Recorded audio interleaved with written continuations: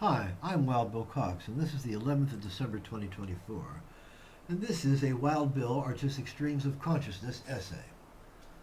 Sometimes anxiety is the artist's friend. Other times, not so much. Generally, when times are tough, I create art. In days gone by, it meant I would sit on the floor working on a poster for hours on end. Time would pass, anxiety would ebb, and art would be completed. Hundreds of artworks were executed in this fashion, all to the good. When my eyes went south in 2019, that changed. My major art outlet became the writing of novels because I have an extra large monitor and I enlarged the type so I can read it and turn down the brightness so it doesn't blind me. Anxiety would spike and I'd bury myself in writing, conceiving, problem solving within the narrow confines of my talent. That's how anxiety affects me. I hide from the world, bury myself in art. Hide from the world long enough and it goes away, for a short while at least. However, existential crisis is too powerful to compensate for with art. My fragile concentration shatters into a million pieces and, like shards of a mirror, each reflects a different, discordant fragment of my intellect and art. During those times, each minute is an hour, every hour is a day, and I live in hopes that I will someday return to the artistic focus, my sole means of compensation. The nature of existential crisis is that it looms larger in both anticipation and memory than any triumph or positive result. The timeline connects those crisis dots till they seem like a solid row of pitfalls and brick walls. I look back and see only crises barely survived. I look forward and see nothing but disaster and dissolution in prospect. That's where I am at present.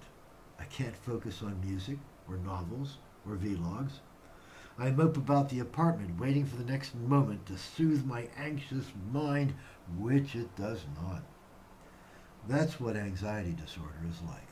That's how my mind works inside of it. The experience is ugly, but the art that comes from it is sometimes sublime.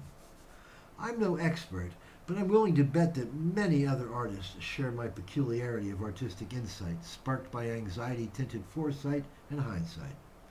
When, or if, this current contretemps of life's stresses and difficulties ebbs, I hope to go back to my usual pattern of anxiety equals art.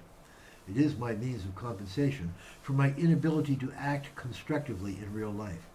In a very literal sense, therefore, art is who I am. I literally cannot wait to return to that childish state.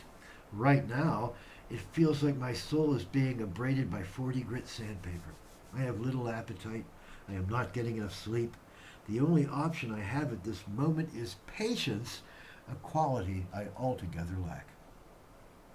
That's the why of this chronicle, and others like it. My talent is yearning to create. I have novels to edit, novels to write, songs to perfect and record, but this stream of consciousness blogging is all that comes from the faucet of my talent. Errant dribbles, when what I need is an irrigating flood. My move to the new apartment can't come soon enough.